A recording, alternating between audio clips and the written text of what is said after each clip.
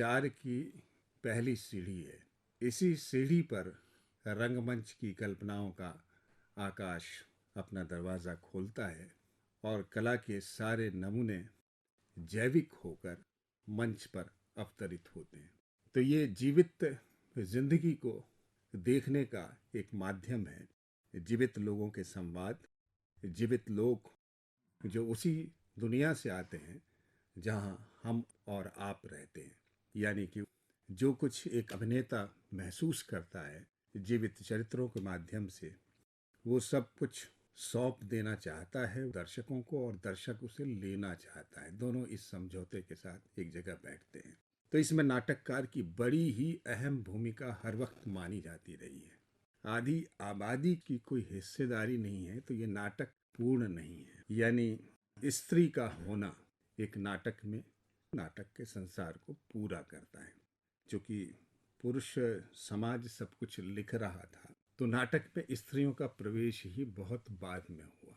ये थोड़ी सी सफलता है जिससे रंगमंच के संसार का एक बहुत थोड़ा हिस्सा ही स्त्रियों की उपस्थिति से रोशन है, लेकिन विषय के रूप में स्त्रियां हर नाटक का अहम हिस्सा है। लेकिन हमारे भारतीय रंगमंच में देखें खासकर तो स्त्री नाटककार कम दिखते हैं। तो ये एक महत्वपूर्ण विषय है। हम इस पर चर्चा करें तो हमारे साथ आज डॉक्टर प्रताप सहगल हैं जो स्वयं एक नाटककार हैं। डॉक्टर शशि सहगल जी कवयित्री हैं, नाटक भी लिखती हैं और उस पर अपने विचार रखती हैं। साथ में हमारे राजेश कुमार हैं जो एक प्रखर नाटककार हैं, जो नाटक की अपनी नुक्कड़ जैसी विधा को एक्सप्लोर करके खूब इन्होंने समय की बातें रखी हैं। और साथ में एक और महत्वपूर्ण शख्सियत हैं जो लगातार नाटक लिख रही हैं, डॉक्टर माधुरी सुबोध जी, स्वागत है। तो हमारे महिला नाटककारों की जो स्थिति हम देख पाते हैं उस पर हम सबके पास अपने अपने विचार और दृष्टिकोण होंगे। स्त्री की भूमिका जो उसकी साझेदारी में दिखाई देती है तो फिर नाटक से रचना के क्षेत्र में क्यों नहीं। माधुरी सुबोध जी, आपका स्वागत है। आपकी बात को सुमन जी आगे बढ़ाते हुए, नाटककार बीज बोता है, बीज प्रदाता है। शब्द के माध्यम से वो नाटक को जन्म देता है और बाद में रंगकर्मी उस बीज को पल्लवित और पुष्पित करते हैं और एक नई दुनिया की रचना करते हैं। समानांतर दुनिया जो हमारी दुनिया में शामिल भी है, उसके खोल में भी है और उससे बाहर मानस रंगमंच पर उसका विस्तार हम देखते हैं। तो जीवंत विधा है, जैसे सुमन जी ने कहा, रंगमंच जीवन है, वो जो मंच पर साकार रूप अपनाता है। ऐसी स्थिति में आज हम अगर बात करें कि आधुनिक नाट्य जगत में अभिनेत्रियों की स्थिति संगीत के क्षेत्र में, अभिनय के क्षेत्र में निश्चित रूप से महत्वपूर्ण है। निर्देशन भी कर रही हैं, लेकिन नाटक यूं भी कम लिखे जा रहे हैं और महिला नाटककारों की उपस्थिति न्यून से न्यूनतम दर्ज की जा सकती है।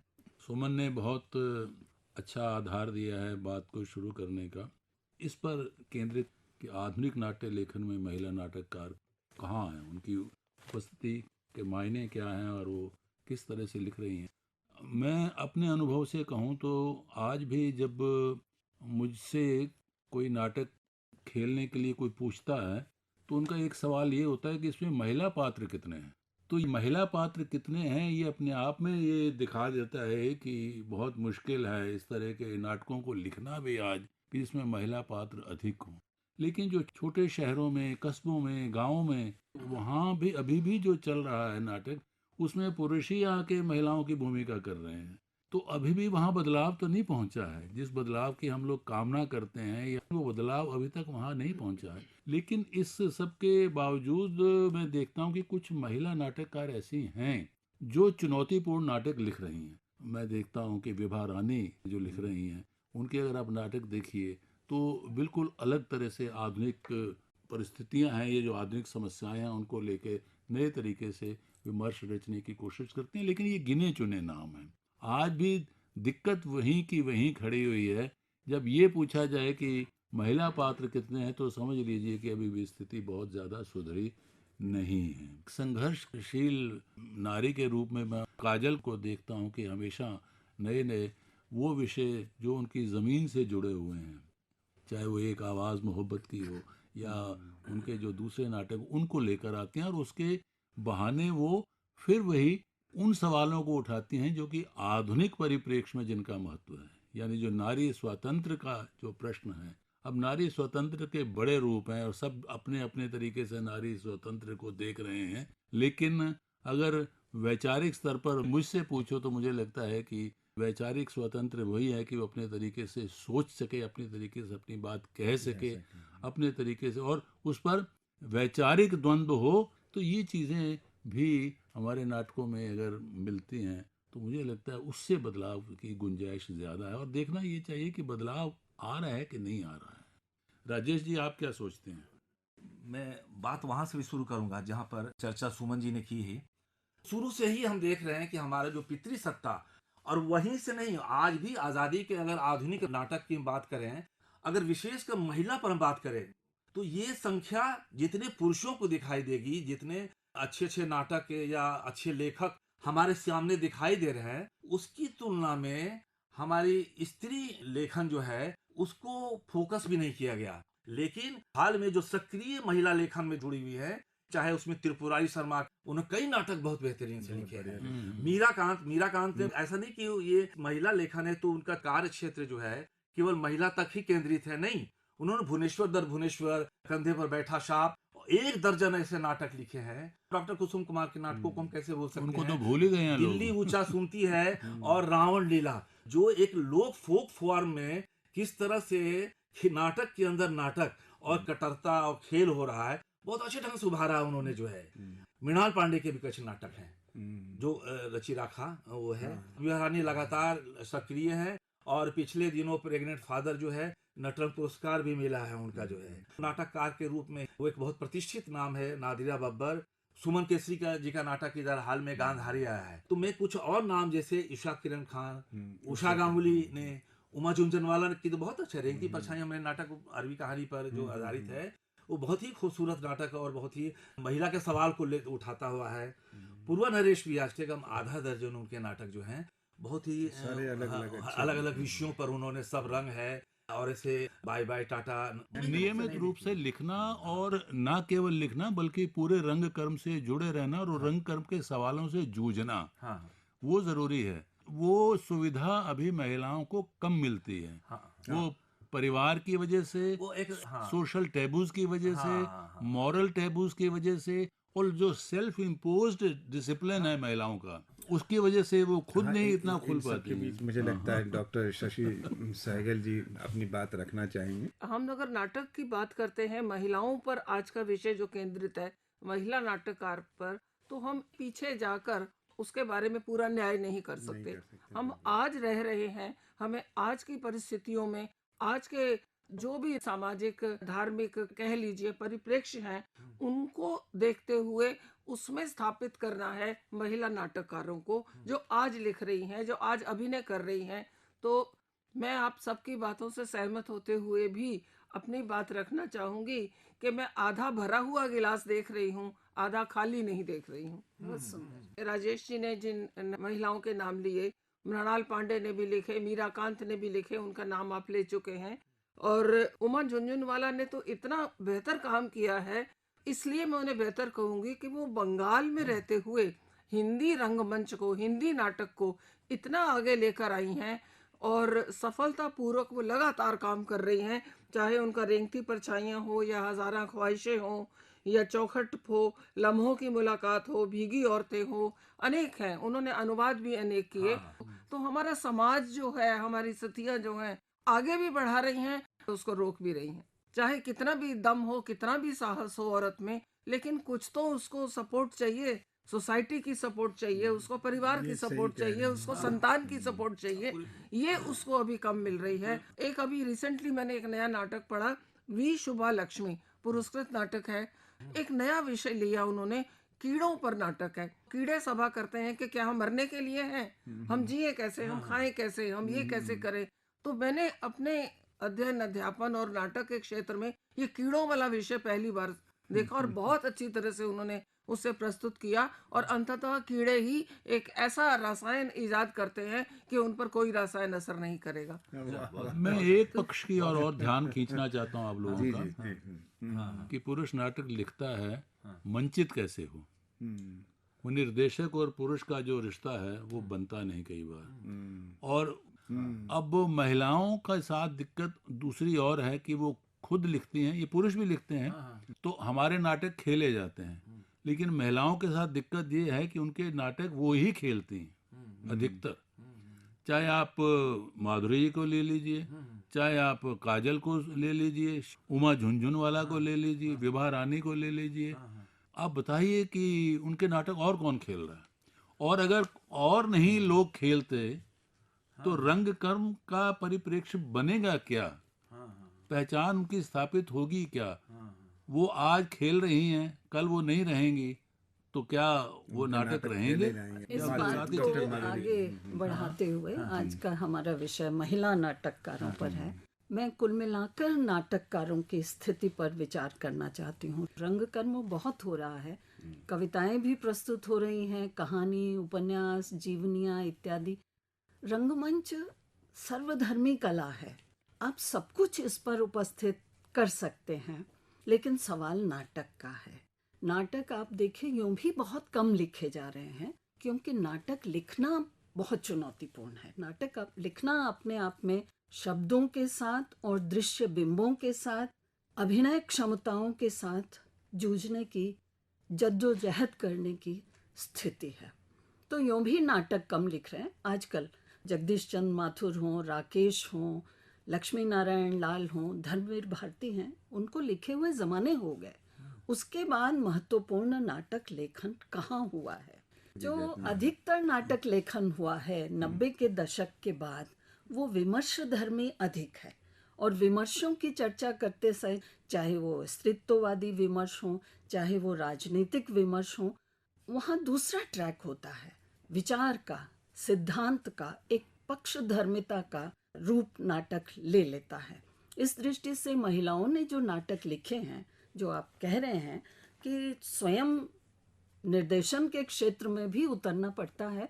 हर कोई निर्देशक भी नहीं हो सकता जिसको रंगमंच से जुड़ाव नहीं हो। एक जैसे आम सी बात देखने को मिलती है कि अमूमन त्रिपुरारी शर्मा जी ने अपने नाटक खुद खेले, शांता गांधी ने खुद खेले, श्री हैं खुद करती हैं। जो है नाटककार भी बनता था और नाट्य कृतियां भी बनती थी, नाट्य मंचन भी बनता था। यानी कि लेखक भी उस प्रक्रिया में शामिल हो जाता था, रचनात्मक। वो बार बार अपने ड्राफ्ट भी बदलता था। विमर्श तो रहेगा, अगर विमर्श नहीं है तो रचना क्या है? बिना विमर्श के आधार के तो रचना बेचैन है। महिला के ना होने से हमारे नाट्य लेखन में क्या कमी हो रही थी, महसूस कुछ किया बातों पर तो इशारा कर दिया कि भाई कई सारे विषय गुम हो जाते थे। तो मेरे ख्याल से बहुत कुछ जो कविताओं में स्त्रियों ने हासिल किया है, कहानियों में हासिल किया है, पेंटिंग में हासिल किया है, इंजीनियरिंग के क्षेत्र में हासिल किया है, वो कंप्यूटर टेक्नोलॉजी में नए इतिहास को लिख रही हैं। तो खास कर स्त्रियों की भी दशा कई बार मुझे लगता है कि भैया उनके लिए खिड़की खोल दी जाती है, यहीं से अधूरा आकाश क्यों देखोगे, खिड़की खोलो और पूरा आकाश पूरी देखो। गैलेक्सी को देखो। तो ये आकाश एक का। भ्रम और भ्रम वाली स्थिति जो है, हमेशा उस पर ला करके रखने की कोशिश हमारे साहित्य में भी हुई है, नाटक में भी हुई है। नाटक में भी वो देखें तो हम कई सारे जो हैं, अब रंगमंच या हमारे नौटंकी जो हैं, वो तो हमें आदर्शवादी बनाने की तरफ जो है जोर शोर से गा गा करके जो है, माने हमारे चाल चलन स्त्रियों के सब कुछ वो डिसाइड कर देते थे, पाठ पढ़ा देते थे देखने वालों को भी, उनके साथ जो स्त्रियां आई हैं उनको भी, ताकि सीता क्या होती है, स्त्रियों का चलना कैसे होते हैं, उसके नख सिख से लेकर के उनके व्यवहार कैसे होने चाहिए। तो हमारे नाटक को भी उस साजिश का हिस्सा बनाया गया है, जिसका इस्तेमाल जो है जबकि स्त्री को अपने पक्ष में कर लेना चाहिए था। नाटक का अपना जो तरीका है, वो जो उनकी बात करता है जो चुप हैं, जो बोल नहीं सकते। तो ये साझेदारी जो है कहीं करने के लिए स्त्रियों को और आगे आना चाहिए था। उनके हाथ में दूसरी विधाओं के साथ जब वो दूसरे एक्सप्रेशन भावनाएं व्यक्त कर सकते थे, यहाँ भी कर सकती हैं। नहीं, उसमें सुमन जी एक प्रॉब्लम ये है ना, उसमें दूसरी प्रॉब्लम, क्योंकि दूसरी विधाएं आप ज़्यादातर अपने जो अनुभव आपने अर्जित किए हैं, जितने भी हैं, वो घर में बैठ के लिख लेती हैं, हाँ, प्रकाशित यही हो मैं कह जाते रही हैं। हूँ। ठीक है। लेकिन ये परफॉर्मिंग आर्ट है एक तरह से। और जब वो अगर परफॉर्मेंस नहीं होती तो नाटक लिखने का कोई मायने नहीं है, वो तो फिर कहानी और कविता जैसा ही है। प्रताप जी, तो आपकी बात को आगे बढ़ाते हुए कि महिला नाटककार स्वयं अपने नाटकों को मंचित करती हैं, उसके पीछे एक और तर्क भी है जो आप कह रहे हैं। नाटक दृश्य धर्मी विधा है, और जो स्त्रियां संख्या में अल्प हैं, अच्छा नाटक लिखना चाहती हैं, अच्छे नाटक की बहुत सी कसौटियों में एक कसौटी उसका मंचन भी है कि वो मंच पर कितना सफल हो सकता है। खुद व्यक्तिगत रूप से मैं अनुभव करती हूँ, जैसे भाषा का जिक्र किया, कि मेरे नाटकों में वो भाषा है जो आम बोलचाल में आजकल नहीं इस्तेमाल होती, यानी मिश्रित भाषा, अंग्रेज़ी भी जिसका एक हिस्सा है। और उसका कारण है कि वो पीरियड सापेक्ष हैं, एक निश्चित कालखंड को इनमें लिया गया है। अब सवाल है कि आप हिंदी या देशज भाषाओं के शब्द इस्तेमाल करते हैं तो अभिनेता को सबसे पहले परेशानी होती है कि इसका मतलब क्या है। अपनी भाषाओं से हमारा संपर्क छूट गया है, खासकर दिल्ली जैसे शहर में, महानगरों में रहते हुए हम अंग्रेज़ी के अधिक अभ्यस्त हैं। ऐसे में चाहे वो सरल हो, हिंदी का शब्द भी आ जाए तो बच्चे उसका, अभिनेता उसका अर्थ पूछना चाहते हैं। तो बिना अर्थ जाने आप नाटक कैसे कर सकते हैं? आजकल तो बोलचाल की जो भाषा है उसी को प्राथमिकता दी जा रही है। बहुत अधिक अगर आप देशज शब्द ले आएंगे तो वो तो एक विशेष वर्ग के हो जाएंगे, लेकिन अगर आप मंचन की बात करते हैं या और चीज़ों में, उपन्यास है, आप पढ़ लीजिए, हर हिंदुस्तानी भाषा, उस हिंदुस्तानी में अंग्रेजी भी है, उसमें उर्दू भी है, उसमें खड़ी बोली भी है, उसमें कोई पुराने शब्द भी आ जाते हैं मुहावरे के रूप में।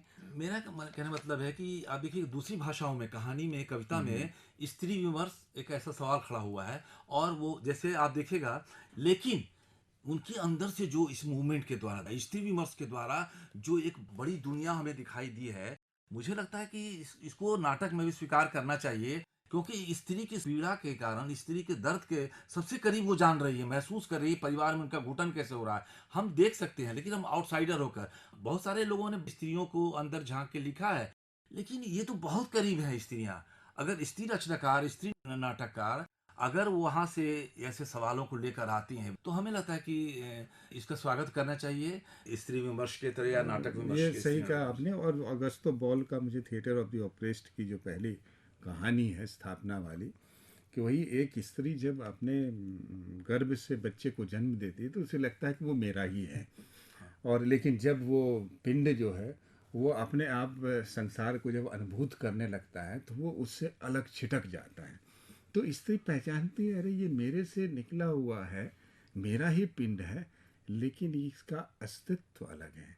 यहाँ पर नाटक की घटना होती है, यानी कि एक स्त्री जो है नाट्य की जनक भी है। हाँ, कहते हैं ना, एक विचार की, एक बीज की, एक बिंदु की, एक नाट्य की, एक स्ट्रक्चर का जन्म होता है। बहुत अच्छी बात। ये दरअसल यही है कि, और इसी तरह से मुझे लगता है कि हमारे आज के नाट्य लेखन में यदि महिला नाटककारों की उपस्थिति और ज़्यादा बढ़ेगी, इसे किसी वजह से, किसी तरीके से प्रोत्साहित किया जाए। सबसे अच्छा तरीका तो ये है कि जितने भी विमेन कॉलेज हैं वहाँ हम महिला नाटककारों की स्थिति बनाने की कोशिश करें, क्योंकि वहाँ वो ज़्यादा फ्री होकर के लिख सकती हैं, अपने मन की बातें लिख सकती हैं, अपने अनुभूत करते हुए उन्हें ज़रा भी डर नहीं रहेगा। तो वो सारी चीज़ें जो है निडर होकर के कहने वाली बात जो है, अपने मन की बातें जो है कहने के लिए हम यदि नाटक का स्पेस उनको प्रोत्साहित करें, उनको जगह दे, सहयोग दे, आगे बढ़ कर के उनको गले लगाए, तो वो ज़्यादा बड़ी संख्या में मुझे लगता है कि महिलाओं की भागीदारी भी सुनिश्चित करेंगे, और महिलाओं के जो रंगमंच का क्षितिज का जो पूरा आकाश जो हमने भ्रम बना करके रखा है, शायद उसके सामने जो है पूरा ही रंगमंच का पूरा क्षितिज खुलेगा, ये हमें विश्वास है। इस चर्चा से मुझे लगता है कि आने वाले जो सुन रहे होंगे वो ये प्रण तो करें, जो महिलाएं खासकर चुन रही हैं उनके पास कहने को कथ्य है, तरीका नहीं है तो हम मिल बैठ करके खोज लेंगे, किसी स्ट्रक्चर में उसको ढाल लेंगे, एक भावनात्मक चरित्र के ज़रिए उस बात को, हम आपकी बात को कह लेंगे। आपके अपने शारीरिक उपस्थिति के साथ, दूसरे की शारीरिक उपस्थिति के साथ, लेकिन आपके विचार का नए नए शरीरों में रूपांतरण, जीवंत होना बेहद ज़रूरी है, उनका नाटकीय होना बेहद ज़रूरी है हम सब की भलाई के लिए, इस दुनिया, इस धरती की भलाई के लिए, जिसे एक औरत रोज़ बेल देती है रोटी की तरह। समूह के साथ बैठिए और अपने विचार शेयर कीजिए और उसको देह की गाथा में तब्दील कीजिए। ये आप सबसे गुजारिश होगी, हम सबों की, हम पांचों लोगों की, ताकि रंगमंच का भला हो। और सबका धन्यवाद, हमारे अतिथियों का भी धन्यवाद। आपका भी नमस्कार। धन्यवाद।